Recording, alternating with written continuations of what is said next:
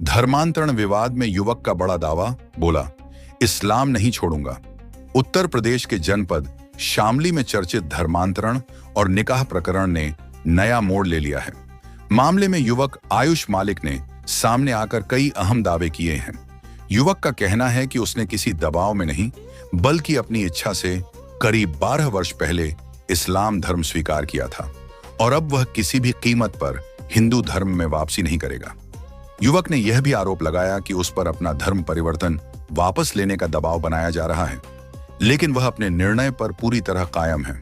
मामले को लेकर पिछले कई दिनों से क्षेत्र में चर्चाओं का दौर जारी है। सोशल मीडिया से लेकर विभिन्न संगठनों और स्थानीय लोगों के बीच यह प्रकरण चर्चा का विषय बना हुआ है। इसी बीच युवक का बयान सामने आने के बाद मामले ने और अधिक गंभीर रूप ले लिया है। मीडिया से बातचीत करते हुए आयुष मालिक ने बताया कि कई वर्ष पहले उसकी मुलाकात चांदनी नाम की युवती से हुई थी।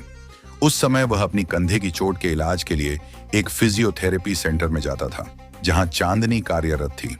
इलाज के दौरान दोनों के बीच बातचीत शुरू हुई और धीरे धीरे दोनों एक दूसरे के संपर्क में रहने लगे। युवक के अनुसार समय के साथ दोनों के बीच नजदीकियां बढ़ीं और उनका रिश्ता आगे बढ़ता चला गया। आयुष का दावा है कि उसने लगभग 12 साल पहले स्वेच्छा से इस्लाम धर्म अपना लिया था। उसका कहना है कि धर्म परिवर्तन किसी व्यक्ति, संस्था या परिवार के दबाव में नहीं किया गया था, बल्कि यह उसका व्यक्तिगत निर्णय था। युवक का कहना है कि वह पिछले कई वर्षों से इस्लाम धर्म का पालन कर रहा है और धार्मिक रीति रिवाजों का निर्वहन भी करता आ रहा है। युवक ने यह भी दावा किया कि करीब 4 वर्ष पहले उसने चांदनी के साथ इस्लामी रीति रिवाजों के अनुसार निकाह कर लिया था। उसके अनुसार दोनों पति पत्नी के रूप में जीवन व्यतीत कर रहे हैं। आयुष ने कहा कि उसने अपने धर्म परिवर्तन और निकाह की जानकारी लंबे समय तक अपने परिवार से छिपा कर रखी थी। इसके पीछे उसने कारण बताया कि उस समय उसकी बहनों का विवाह नहीं हुआ था और वह परिवार में किसी प्रकार का विवाद या सामाजिक परेशानी पैदा नहीं करना चाहता था। आयुष के अनुसार जब उसकी सभी बहनों की शादी हो गई और पारिवारिक जिम्मेदारियां पूरी हो गईं, तब उसने अपने परिवार को धर्म परिवर्तन और निकाह की जानकारी दी। इसके बाद परिवार और अन्य पक्षों को इस पूरे मामले की जानकारी मिली। युवक ने दावा किया कि उसने अपना नाम बदलकर मोहम्मद अली रख लिया है। उसने कहा कि भविष्य में वह अपने सभी सरकारी और अन्य जरूरी दस्तावेजों में भी इसी नाम को दर्ज कराने की कानूनी प्रक्रिया पूरी करेगा।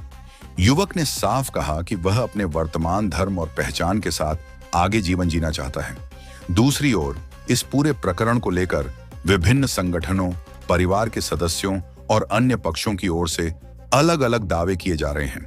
कुछ पक्ष इसे धर्मांतरण का मामला बता रहे हैं, जबकि युवक स्वयं इसे अपनी व्यक्तिगत आस्था और पसंद का निर्णय बता रहा है।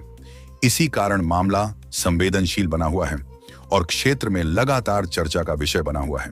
फिलहाल पुलिस और प्रशासन पूरे घटनाक्रम पर नजर बनाए हुए हैं। मामले से जुड़े सभी तथ्यों और आरोपों की जांच की जा रही है। अधिकारियों का कहना है कि जांच पूरी होने और सभी पक्षों के बयान सामने आने के बाद ही वास्तविक स्थिति स्पष्ट हो सकेगी। पुलिस का यह भी कहना है कि कानून के अनुसार जो भी तथ्य सामने आएंगे, उसी आधार पर आगे की कार्रवाई की जाएगी। नोट: यह समाचार संबंधित पक्षों द्वारा दिए गए बयानों और उपलब्ध जानकारी पर आधारित है। मामले की वास्तविक स्थिति जांच रिपोर्ट और प्रशासनिक निष्कर्षों के बाद ही पूरी तरह स्पष्ट हो सकेगी। जनपद शामली से संवाददाता दीपक कुमार की रिपोर्ट। क्या हुआ, किस तरीके से आपकी चांदनी से मुलाकात हुई और किस तरीके से आपने धर्म का परिवर्तन किया? मैं इस्लाम के बारे में बहुत साल से सीखता रहा, 7-8 से आसपास, स्कूल टाइम से धीरे धीरे करके। तो धीरे धीरे करके सीखता रहा। 2012-13 के आसपास में और ज़्यादा सीखना रहा। जब पूरा इस्लामिक कल्चर अपनाने लगा, निभाने लगा, फिर मुलाकात हुई थी फिजियोथेरेपी सेंटर पे। उसके बाद में फिर निकाह हुआ। जब मैंने निकाह करने के लिए अलग अलग जगह कहा कि भाई कोई निकाह के लिए, तो तैयार नहीं हुआ निकाह के लिए। वो तैयार हुई और अब इतना ज़्यादा माहौल ख़राब है वो जेल में। तो अब क्या कहेंगे? तो जिस तरीके से आपने निकाह किया, मतलब मुस्लिम धर्म के लिए इस्लामिक अट्रैक्शन क्यों रिवाज के हिसाब से अपने आप को मैंने फिट समझा। मुझे दिल लगा, मेरा दिल करा। मुझे जब मुझे इजाज़त है इस चीज़ की, मैंने इसका हक मार के करा या मैंने संविधान तोड़ के करा, तो मैं कर सकूँ, मैंने करा। बहुत लोगों ने करा, मैंने भी करा। मतलब आसपास एटमॉस्फेयर ऐसा रहा या फिर कहीं किसी ने, मतलब किसी से इंस्पायर हुए? नहीं, अंडरस्टैंडिंग अपनी ऐसी रही, मेरी खुद की अंडरस्टैंडिंग मेरी ऐसी, जान की पहचान। अच्छा, परिवार का क्या कहना है इसमें? जिस तरीके से परिवार वाले थोड़ा सा नाराज़ हैं कि भैया हिंदू धर्म में आ और जी हमारा बन के रहे, मगर जी मैं तुम्हारा बन के हूँ, पर ऐसा थोड़ा है कि मैं मुसलमान बन गया हूँ तुम्हारा नहीं।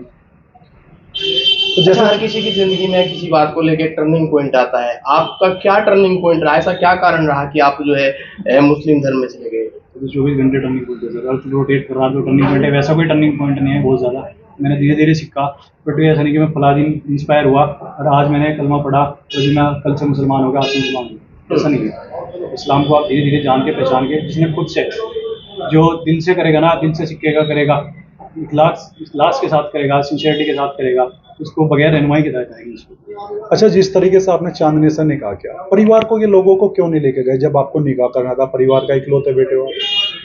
अपने परिवार के, मेरी सिस्टर की शादी नहीं हुई थी और जी उनकी सिस्टर पे ये था उनको कि भाई बड़ी हो रही है, फिर कहीं शादी करते हैं तो प्रेस में लेट करें कि शादी करते हैं।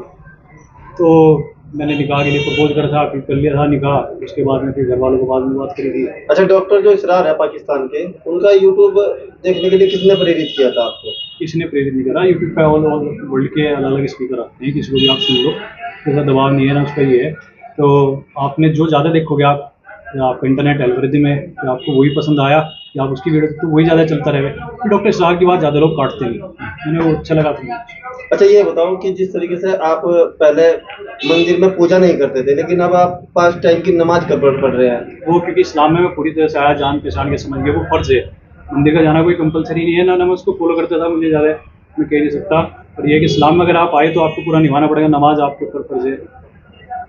तो जिस तरीके से आपने शादी की, क्या बच्चा उच्चा है आपका? साथ में नहीं रहते हैं सर, अब साथ की बात करी थी, अब घर वाले नाराज़ हो गए, माहौल ख़राब हो गया सारा। तो असल एक बिहार में मकान ले रखा था, ये भी बात सामने आई कि आपने किराए में आपने ले रखा। अच्छा, जिस तरीके से आप यहाँ पे काम करते थे, वो आपके घर आती थी चांदनी? अब बात करी थी ना सर जी कि जी साथ रहेंगे, सारे काम करेंगे, बच्चे अच्छे होंगे, कुछ होगी, घर वालों की इजाज़त होगी, तो माहौल ख़राब हो गया, प्रेशर। अब जब बन रहा कि हिंदू बनो तुम, और उसके बदले चाहे तुम्हारे परिवार वालों को टारगेट करा जाए, जहाँ में पैदा हुआ उसको, या इन लॉज में जहाँ शादी हुई उनको, पर प्रेशर बनाया जाए। आज जेल में हूँ। तो क्या आप हिंदू बनेंगे? अगर आप मुसलमान बन गए तो आप हो नहीं सकते, अगर आप बदल गए, आप कुछ भी बन गए या कुछ भी फॉलो कर रहे तो आप मुसलमान बन ही नहीं थे। आप जैसे कोई कह रहा कि लगा लड़की से फायदे के लिए तुमने शादी करी, तो फायदा निमटा, लड़की का अलग, और ये फिर लोग बाग डिवीजन अलग करते हुए सारी चीज़ अलग करते हैं। अच्छा, माँ आपको किस नाम से बुलाती? लव कुश, बचपन से वही कह रही थी, जब आयुष था नाम तब भी लव कुश उनका खुद का संटवा नाम था। अच्छा, आने वाले टाइम में किस परिवार को अपनाएंगे? दोनों मेरे परिवार है सर। दोनों तो एक दूसरे के साथ नहीं रहना नहीं, चाहते? साथ में ना रहे, मैं तो दोनों को मेंटेन कर सकूँ ना, अपने पेरेंट्स को भी और अपनी बीवी को भी। नहीं, अगर जैसे आपके फादर से हमारी बात हुई, वो ये कहते हैं कि हम अपने बेटे को वापसी लाएंगे, अगर नहीं वापसी लाए तो फिर वो कुछ करेंगे।